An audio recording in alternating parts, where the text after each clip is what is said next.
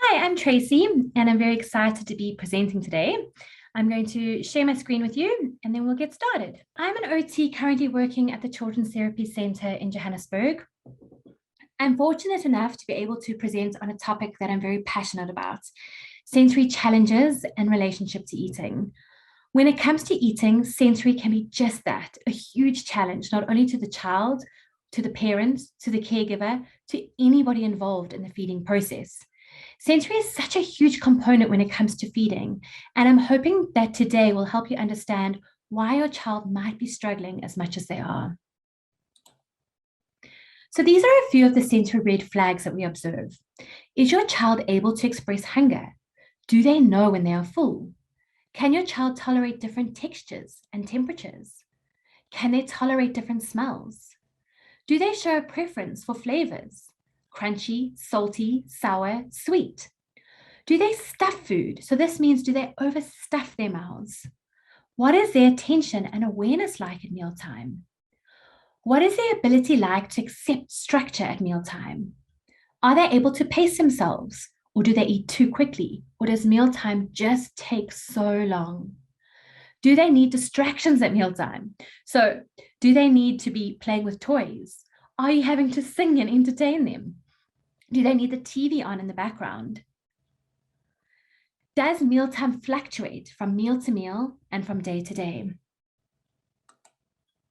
So it's important to remember that there are a number of factors that affect feeding, a lot of which have been discussed today. But for the purpose of my presentation, we are going to focus on the sensory areas in isolation. However, it is important to note that in practice, we rarely see sensory just in isolation. So our sensory systems feed into our posture, our motor planning, and our fine motor skills. So from an OT perspective, we always have to consider these factors when we're looking at the feeding challenges in children. So are they able to hold themselves upright to sit still and eat? Do they have the motor planning to execute the task of feeding? Are their fine motor skills adequate enough to be able to independently eat by themselves? So these factors are obviously very age dependent, and the challenge complexity increases with the child's age. So does your child have adequate head control? Do they have adequate trunk control?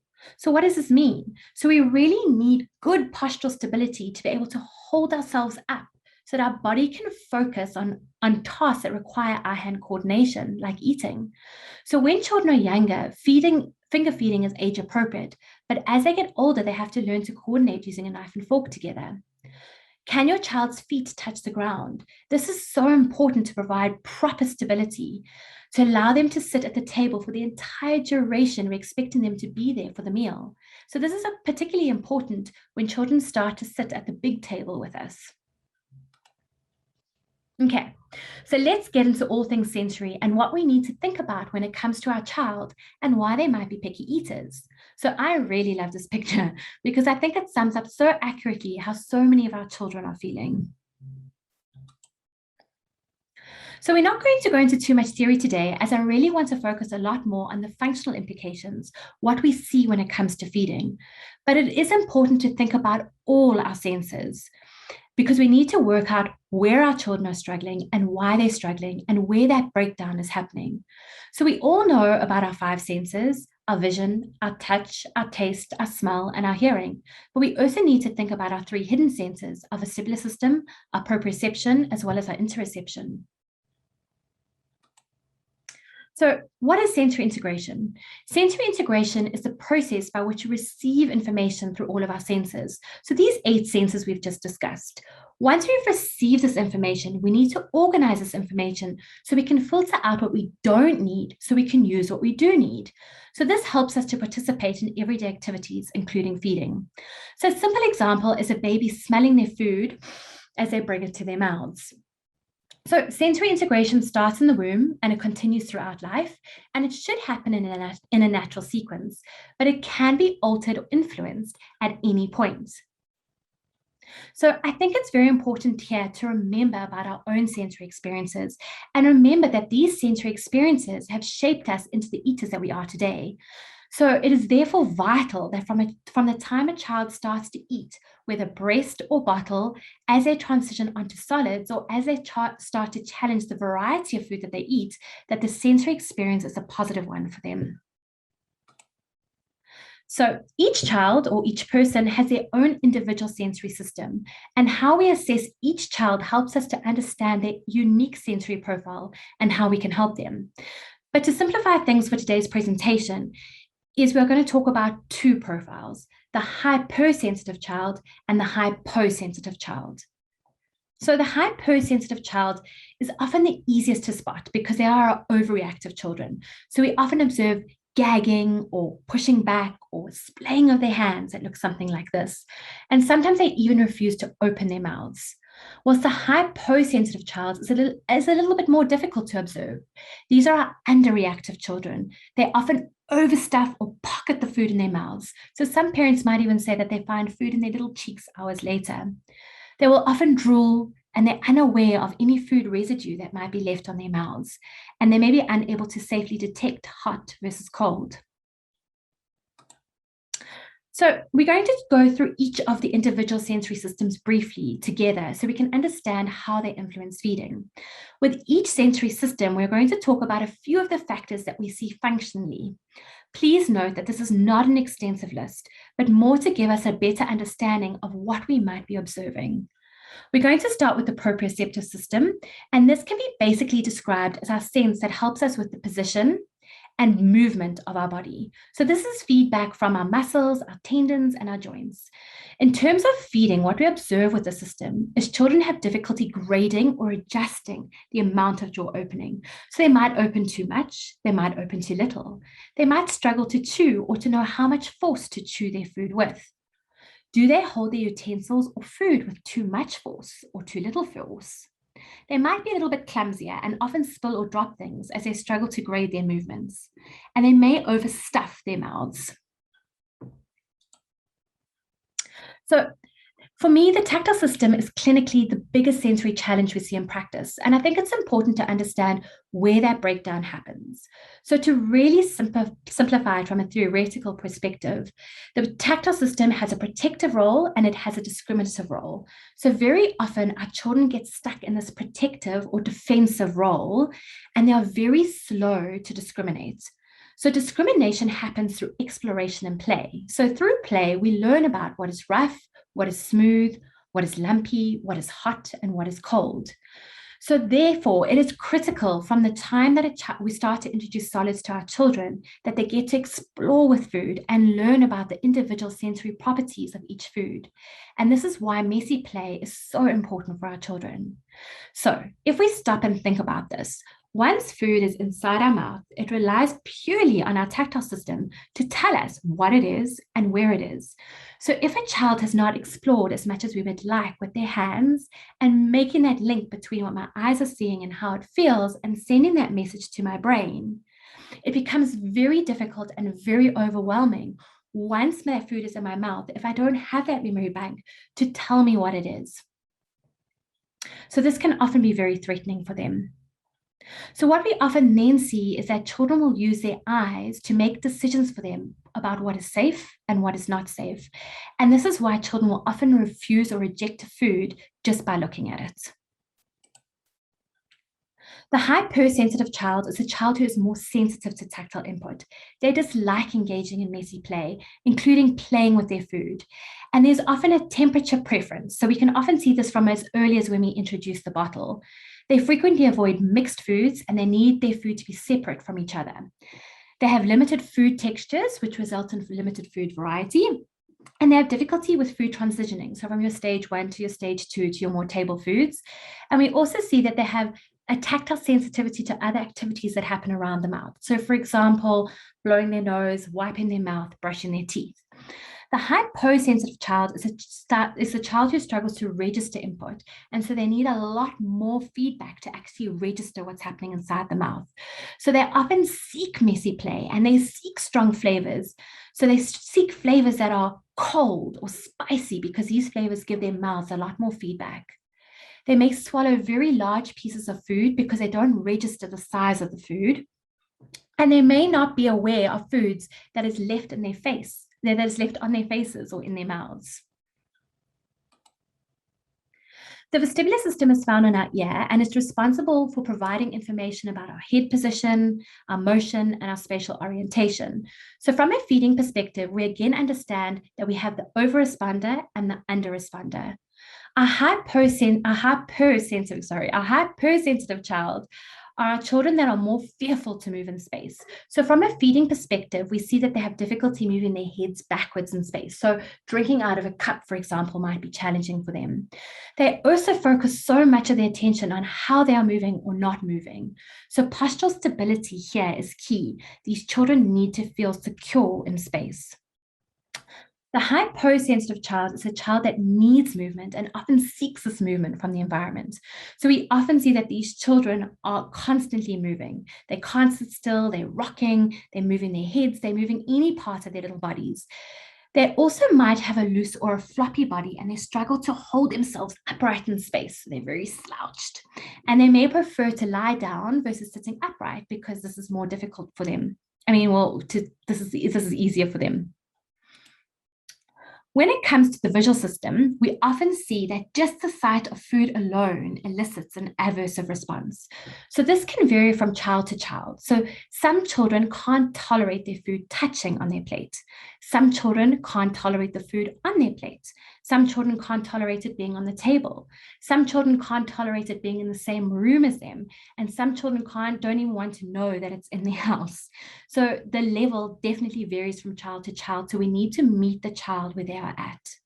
They may close their eyes or turn away as just the sight of it might be too much for them. We need to mention color here as this is a huge one with our children. And we often see that children have a color preference when it comes to foods. Our safe foods are usually our neutral colors. So our whites, our browns, and our oranges. So this is why you might see in your child that they might have a specific pattern of colors of food that they like. So our white foods, our breads, our pastas, and our rice. Colors can be very threatening, and we need to slowly desensitize this at the child's pace. So if you think about our fruit and our vegetables, these are very colorful, and so can be very overwhelming for our children. The presentation of food also influences how we perceive food. So for example, grated cheese looks completely different to a cube of cheese versus melted cheese.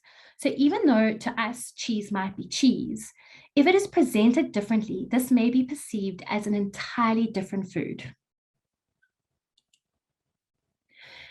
Smells send signals to our limbic system, and this is the part of our brain that controls our memory and emotion. Therefore, the feeding experience can be negatively affected if a child has a memory of a bad experience with a food or an environment. If the smell in the environment is distracting, they might be oversensitive, so they might notice smells we don't notice, or they might be underresponsive, so they might not notice smells that they should. The taste sense is really where we want our children to be, tasting and exploring with the wonderful flavors of food. However, it can take a long time for our children to get to the stage. And even when they do start putting things in their mouths, again, we see the hypersensitive child or the hyposensitive child. As we've come to understand by now, our overreactive child will be very sensitive to any changes. So changes in textures and changes in temperatures. We will often see a gag. So again, this is that protective response. So if we remember about that memory bank, if they haven't developed that memory bank to tell them what is in my mouth, the gag response will then bring the food out to protect them. The hyper-responsive child is a child who needs more input to register what is in my mouth. They often seek intense flavors, for example, spicy, salty, and sweet.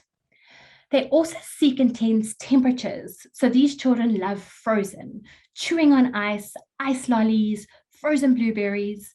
So this intensity of flavor and temperature gives them the feedback that they want. The underreactive child will also mouth everything. So we're not talking about typical mouthing. We're talking about mouthing when they should have outgrown mouthing absolutely everything in sight. So lastly, I just briefly want to discuss interoception here. So our interoceptors are the sensory stimuli inside our body, especially from the guts and the internal organs. So many of our children that we see have a history of overfiring of these interoceptors as a result of pain or discomfort, reflux, colic, allergies, just to name a few. This negatively influences the positive experience that we want with feeding. We need to always think about the journey that our children have been on and understand why they are struggling with feeding. Okay, so after learning all about the sensory challenges our children might have, how can we help them? Well, when it comes to how do we eat, it really is a support club, and we need each member of the team to get success. The parent or caregiver also needs support, as to have a child who is a picky or a fussy eater can be very emotionally taxing to all involved. A team approach, in my experience, is crucial. It is often how we get most success, so by tackling it from all angles. I'm very blessed at the feeding clinic where I work to work with a team of specialists, so a speech and language therapist, an OT, a dietitian, a psychologist. And we must never forget about the family. The child and the parent or the caregiver plays a crucial role in this team to get success. A play-based approach is essential. So children learn through play, and feeding should be no different. So this can be very, very difficult sometimes because some people don't associate feeding with playtime, but this is how children learn. A calm environment is key. So this is a very hard one. When it comes to eating, emotions are at an all-time high. But it's important to remember that as a child's anxiety increases, their appetite will decrease. So we need to make the learning environment as calm as possible.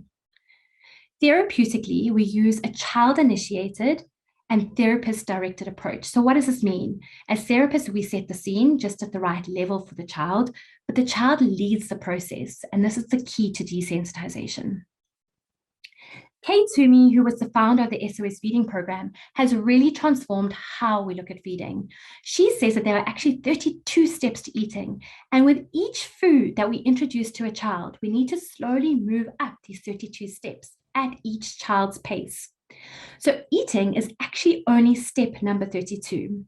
She breaks them up into 6 focus areas: tolerating it, interacting with it, smelling it, touching it, tasting it, and eventually eating it. This really helps us understand how much exploration needs to happen before a child will be able to eat a food that is placed in front of them. Therapy, therefore, involves a step-by-step messy play program, and this has been adapted and guided by the SOS feeding program we've just spoken about. We need to start from where the child is at and grade it from there. So mixed texture boxes are often very overwhelming for our children, and we need to go a few steps backwards to go a few steps forwards. So do they initially need toys inside the messy play? Do they need to start by using tools? Do they need to have a water or cloth nearby? And what textures are we starting with? So if children do not like sticky and wet and they don't like things on their hands, we wouldn't be starting there. We'd be starting with much easier textures, something that could dust off their hands, and then we'd slowly start to add water and slowly start to get sticky and messier, but it would work at the child's pace. Color is also important to think about here. So what colors are we trying to introduce? We need to remember that our ultimate goal is feeding. So we want to think about what we are playing with and what is the link with the food that we're trying to get our children to eat. Just a very few general strategies for you to start thinking about at home is, what is the feeding environment like? We need to consider the sensory environment here. We need to limit the visual distractions. So this often needs to be graded. We can't just stop the TV from day one. So the focus is on mealtime. The importance of family mealtime and consistency is huge. Children learn through imitation, and that is why family mealtime is so important. We need to think about posture. Does my child have adequate posture? Are they positioned to have success at mealtime? And lastly, if you're worried about the sensory or the motor or the planning, please refer to a sensory integration therapist or a therapist who's trained in the SOS feeding approach.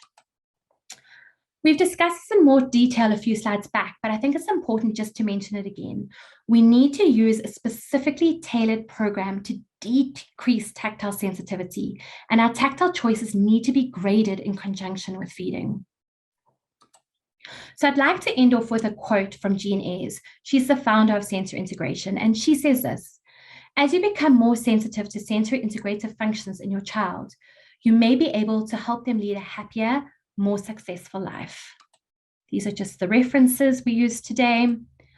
Thank you so much. Thank you all so much for listening today and taking the time to understand your child. Okay, it's time for questions.